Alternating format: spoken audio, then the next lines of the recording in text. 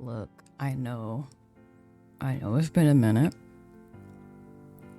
I do apologize. Life stuff happened. Your girl was in the hospital for like a week. And I finished my class too. So, it's a lot of stuff coming up and it's a lot of life things happening. So, again, I do apologize for being gone for that long. But, life stuff happens. But I'm happy and healthy. Things are getting back on track. And let's continue Mushy Monday. So we'll pick up right where we left off. But he couldn't face you forever. It was class time, and you were left staring at a tiny ponytail on the back of his head again. It was okay. You were close enough. Miss Murray patiently waited for people to get settled. Every seat had a kid in it, and finally words were said before the room faded into a short silence. That's when things changed from you being just someone in some room to a student who had to listen to a lesson. Hello, class. Thank you all for being here today. Welcome to your first day of 5th grade. She gave a round of applause. Normally, the people sitting and watching were the ones who clapped for the person standing in the front, but you guessed Miss Murray did things differently. We're going to have a lot of fun this year, and you'll learn a lot too. But also, you're at the big kids on campus now, so I'm counting on you to set good examples for the rest of the students here, all right? Yes, Miss Murray. Around half of the class answered her. Part was in loud cheer, and the others were bored grumbles. The teacher accepted both moods warmly. Thank you. Let's start with the roll call then. She crossed past the desk to get a folder with a light off the little cubicles in the corner. She got that and left her stiff brown jacket behind. The teacher flipped the folder open as she stepped back into the center spot. The cozy sweater made everything about her seem softer. Oh, that's a gorgeous sweater. You know the story. I'm going to shout everyone's name in alphabetical order, first name first. When I call your name, raise your hand and say, "Here, Miss Murray. I'm so excited and happy to be at school with you today." That time, almost the whole class started to chatter. There were snickers shared between friends, whiny outcries of, "We can't do that," and somebody even booed. Okay, just here will work. And now I know you're listening. Her soft voice had a jolly kick. She had fun with her job. Let's begin. Your first name started with an R. It probably would be a while before she called you. That was kind of cool. You didn't have to go right away, but you wouldn't have to wait forever either. Miss Murray went through each of the A kids, and it just kept going from there. Lynn? Mr. Lynn didn't really raise his hand. He just popped his thumbs up from his laid-back lean. Here, Miss Murray. That worked, though. And your teacher moved on. And then you were next. You knew not just because she was on your first name letter, but because her keen eyes were on you before she even said anything. Rose Smith?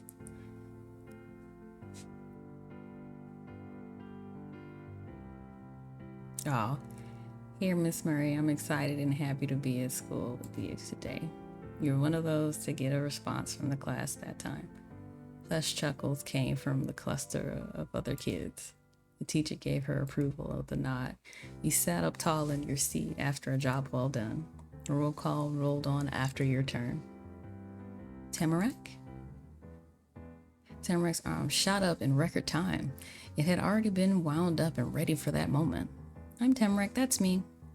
It wasn't exactly what she was supposed to say, but Tamarack got an A for effort. Miss Murray continued with the last of the names. Once every person in a stiff red seat had a turn to say that they were there, Miss Murray gave you and Tamarack a real introduction to the class, one she had warned you would be coming. It talked about how you just moved to town and what people were supposed to call you and everything. Miss Murray must have asked your mom and Tamarack's Omi and Opa to know all that. You were glad it was all the right stuff. Well, she had just made things up because she didn't really know. That was the end of the not really teaching us anything except names part of class. Miss Murray took a paper in the folder out of the flap and moved it over to the other side.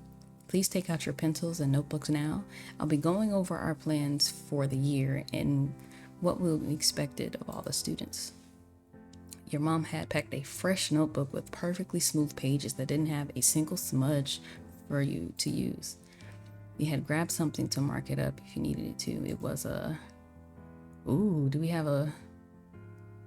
Ooh, I love glitter pens and gel pens. A pencil with a cute eraser on the end, a color pencil pen, a marker, a gel pen. You gripped it tight in your right hand. Tamarack leaned over her bag to be close as possible. Her eyes were squinting, set right on Miss Murray's. She started clicking her shoes together again, even faster than before. If her legs beat any quicker, she might turn into one girl-powered motor and drive the desk around the room. Tamarack was definitely eager to get the information being told, but there wasn't a single piece of paper or pencil anywhere on her desk to take notes. Maybe she only had to listen to know. Over the other group of tables, Lynn's face was pressed against his right fist that he had propped it up against the desk. He was writing slow, lazy lines with his left hand in plain spiral notebook, but it wasn't his special one. That was your neighbors. Then there was you. Class was easy stuff. He went along with this. School was simple, but you didn't need it.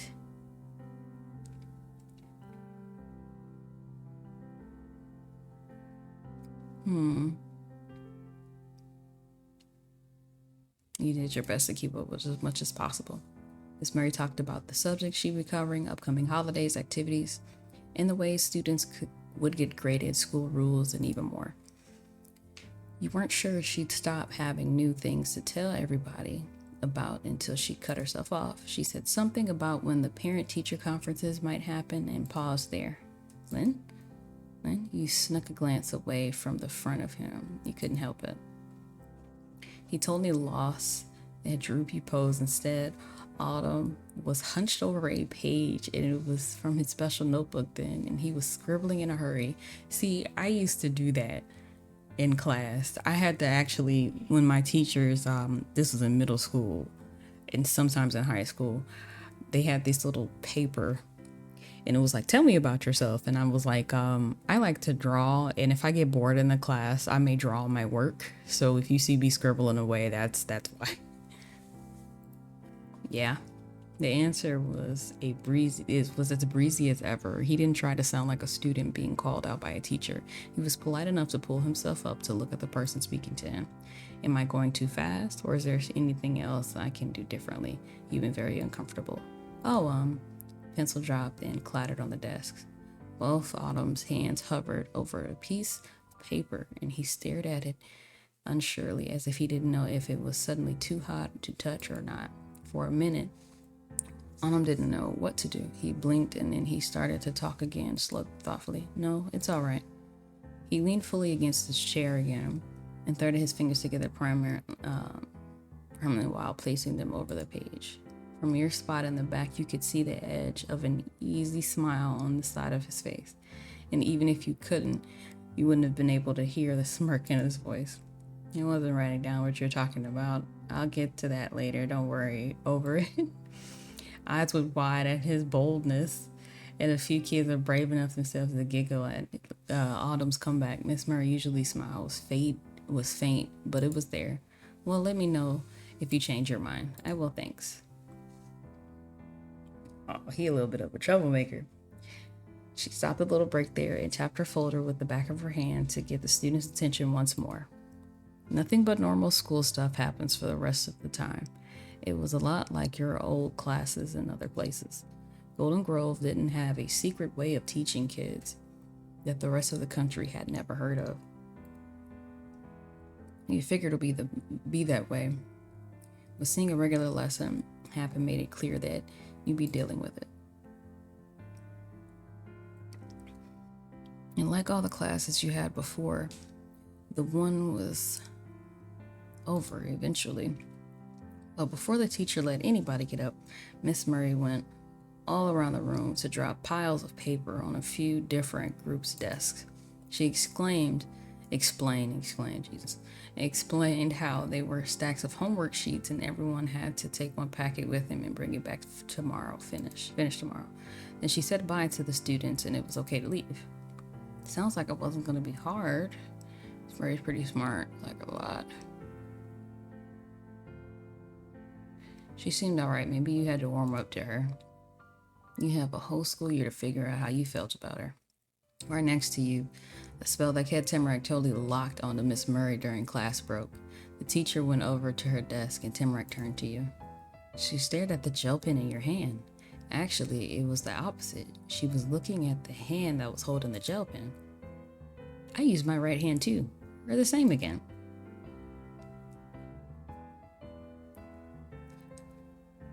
Yeah, same hands. And then Tamarack wasn't talking about hands anymore.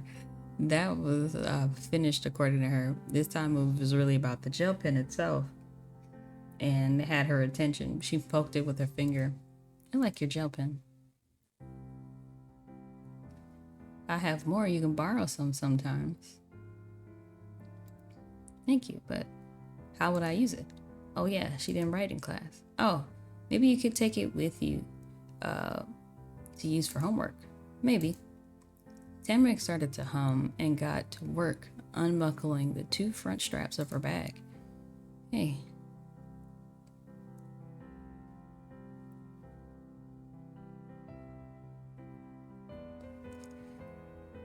You were really listening hard in class. The class she had been tugging clicked open satisfyingly. Yeah, Opa said I'm a good listener. She flipped the top flap over and went in one of the homework packets, closing it back, and followed up right after. That was all she had to put away because she hadn't taken anything out of her bag the whole class. She pulled the bag closer to her and wiggled herself under the strap. There was only one thing left before she was set. Tamarack bounced out of her chair, and the heavy bag settled across her shoulder with a rattle. Come on, Rose. Where we going? She made a dash to the coat rack where a pink scarf was waiting. It was time to go, and you weren't going to waste any time. You snatched a homework packet and shoved it inside your bag. The teacher better not want those back, as unwrinkled as she sent them out. But as soon as you got up to leave, you couldn't because someone called for you. Hey, Rose. You checked behind you to see Autumn coming up from the front of the class. He was waving with a piece of tan paper, brown lined paper in his hand. Did you drop paper again? Rose, you are funny, but you are about to feel silly.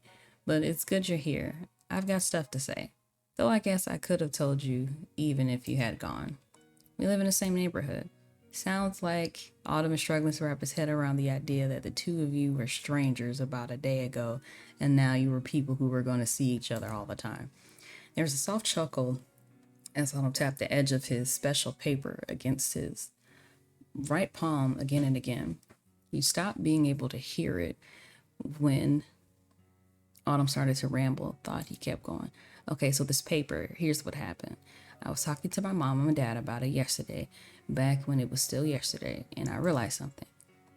He flapped both of his arms out wide. Autumn was acting as blown away as he must have been when he first learned the thing he was trying to explain. Tamarack finding my paper and sending it to you wasn't just some unexpected, unexplainable thing that we wondered about it. It was sucky. It was what? Yes, it was. With the drama and emotion, Otto whipped his arms up and down in rapid gestures. He needed you to feel what he was feeling, which turned out to be what he imagined you had been feeling before. You got a paper airplane with a message that had your name and everything. That's exciting and had to mean something. But then it wasn't a message for you. It was an accident. Whoa, that's the biggest letdown I can imagine. He had been flying the page around like it was another paper airplane, but finally let it rest for a second when his arm dropped. All his bluster became only a sigh. If you were going to get a note from me, it would have had something to say to you. That's what I thought of when I thought about it more. Oh, now I get it. It wasn't the end of the story, though. It was a prologue. Autumn sprung back into action and raised his left arm with the page pressed between his thumb and the rest of his outstretched fingers. And so I've got something for you. He shook the paper in his hand, grinning cheekily. There was no way to get what he meant, what was supposed to be for you. Oh, you wrote me a note? That's right. Swished his paper from one more time to bring it down low enough for you to take. You excitedly seized the note from his hand.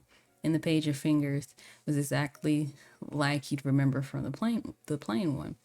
Somehow tougher, softer than regular paper. It was the exact same light brown color. When you read the message, the words scribbled on it were all different than the ones for the first time.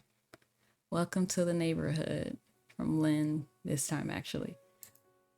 Oh, that was written in big, clear letters. Stars and a smiley face crowded out any plain spots the words hadn't covered. It was careful work. The little extra line on the cue was a fancy curve that he didn't even draw the stars from corner to corner. There weren't lines through the middle of them. The difference between the note Lynn wanted somebody to see and the one you got by accident was huge. Some blurry things came up past the top of the edge of the paper. You blinked distracted, then squinted over the page to figure out what was going on in the room. It was when Lynn, high on his tiptoes, was watching you read the note, smirking, hands tucked behind his back, all around very pleased with himself. That's pretty good, huh?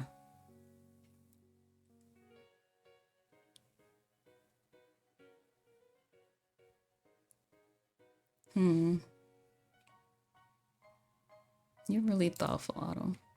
Was already standing tall as he could, but what you had still so made him grow even bigger as his chest puffed up. That lopsided smile filled out, flattered, his arms tensed around himself like a heart squeezed hard inside a chest. I do think a lot, but only about stuff that's worth thinking over. He gave one more glance at the message the king had written for you. It was still there, welcoming you to your new neighborhood every time you saw it. When you looked at Lynn himself again, he'd finally dropped his feet and hands back to where they would normally were. He waited to see if you were going to do anything else.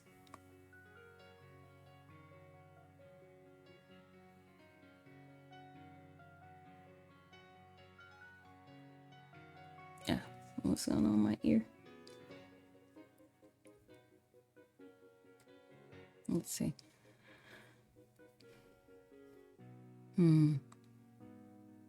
Is this what you were writing down? Yeah. Nope, I came up with that way before. I had other stuff I needed to write down. Oh, really? You want to know more about the other stuff? I can't tell you all about it, but one thing is that I was putting down where somebody's seats were and I had to write it, but when I could see people sitting around their spots. You can talk fast and firm while jabbing the tip of a finger into his left palm just as fervently. He was good at lecturing for someone who was only in the fifth grade. Was I supposed to do after class when everyone was gone, Miss Murray? No. I have reasons for things. Oh, that makes sense. Good. I like how my little character's face down here. She has a RBF face, and I naturally have a RBF face. I just think they're so funny. Even though Len was the last one talking, he abruptly sliced his hand through the air to get what was the conversation out of the way. He had been about something else. But wait, before I forget, I gotta tell you, I'm impressed, Rose. The first day's gotta be the hardest when you're new, and you didn't even break a sweat in class. His hands were on his hips in a commanding pose as he talked energetically. Nothing was held back. You didn't feel smaller next to his bright presence, and you don't think that that's what he was trying to do. Glenn started to know you better, and it was making him look at you differently. You could handle it.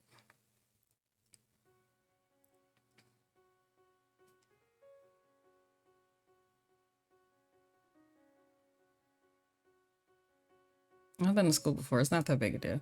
But you've never been in this school. I think it's cool that it's not a big deal for you.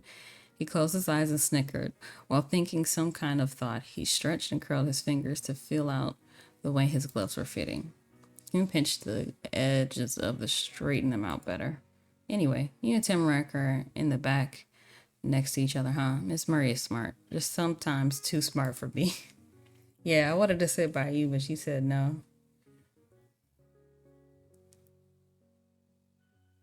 It's so great that we're seed neighbors. I think I'll go this. Yeah, that's exactly what you are. The paper crinkled in your hand, you've been gripping it a while time. You twisted away to pull the zipper on your bag and welcome the message you got from when went right next to the packet of homework Miss Murray had given you. Kim gave you your paper giving you a paper reminder of the ones you could give to him too.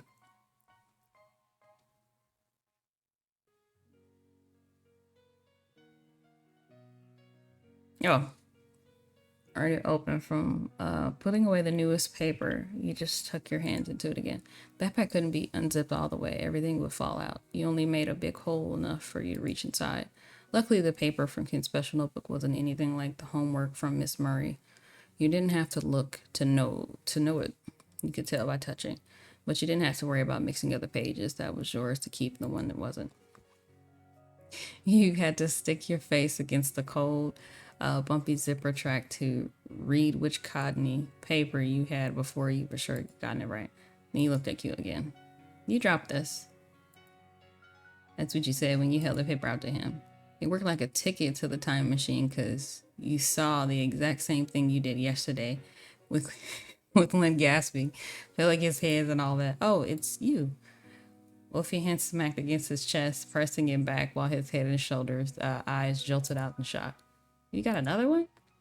He squished himself so much that the next question could only come out of as bashful peep. That's the paper from yesterday, right? The one Tamarack found?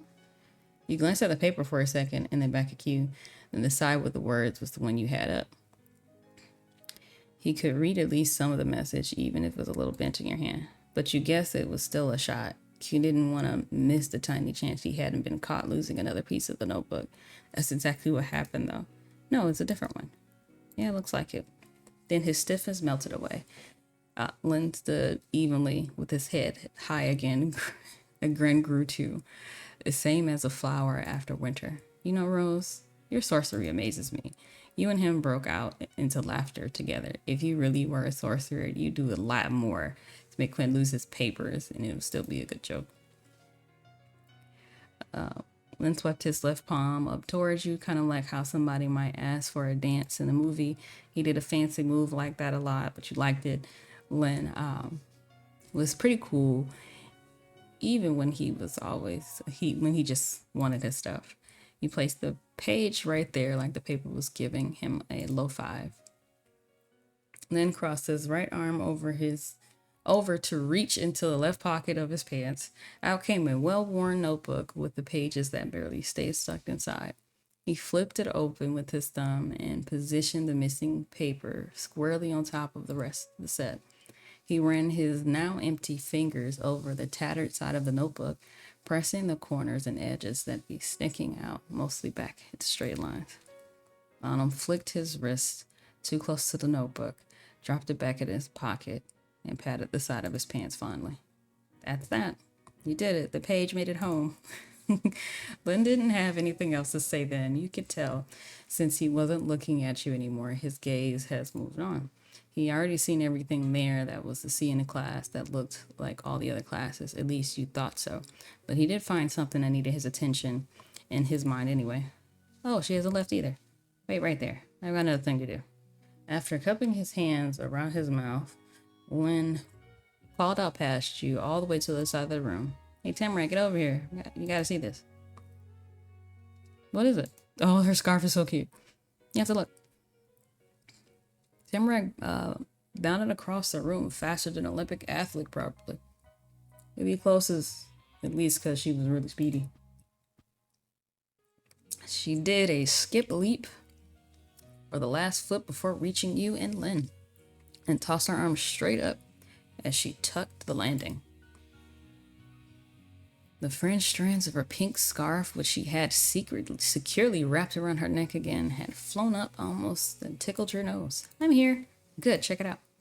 Lynn waved urgently for her to come closer with one hand and reached in a front pocket with the other.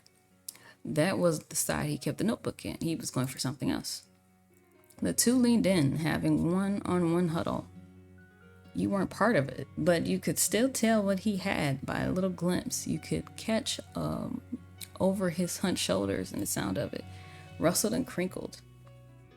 Not in a sharp way like leaves, but in a soft, squishy way. Was holding a wadded up bag, probably from whatever grocery store Golden Grove had.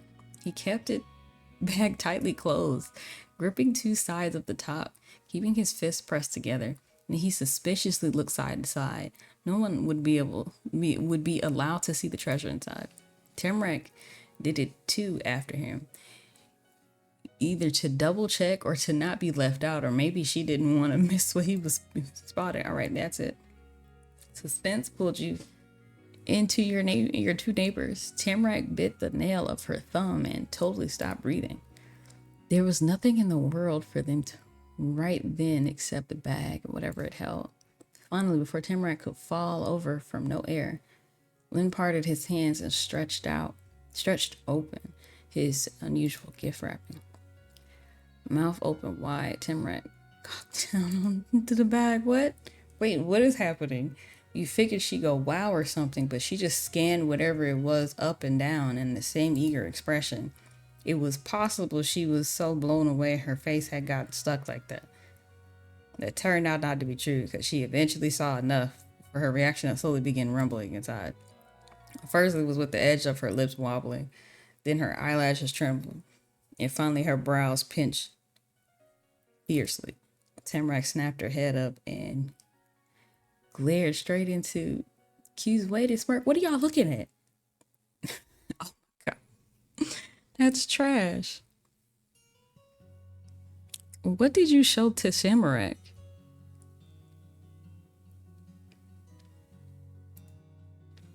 Better not be something bad.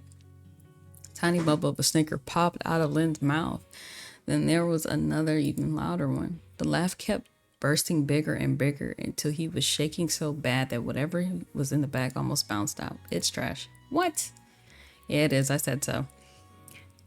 Being heard over Lynn's giggles fit could have been a problem, but Tamarack was entirely okay with shouting. Miss Murray looked over at the commotion from her fancy teacher's chair. She still had that folder with the roll call papers and schedule open. Maybe there was no rules once class was out, or maybe this kind of thing was normal with her students because she didn't tell any of you to quiet down. She just went back to her job stuff. By the time you focused on your neighbors again and had started to calm down, Autumn shook his head and wiped a tear from the corner of his eye. Then through a heavy breathing, he gave a wisecracking answer.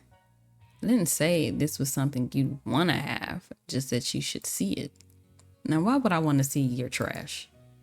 She asked him crossly, crossing her arms to go with it. Gathered the handle into one hand and swung the arm up near his chest so the bag hung over his shoulder. The pose would have fit best for someone modeling a purse 5 times more expensive than any your mom owned, and it had really nice ones for work, not a plastic bag full of garbage. Oh my goodness. I'm up here thinking he got a bug or something, or a frog. Definitely a frog.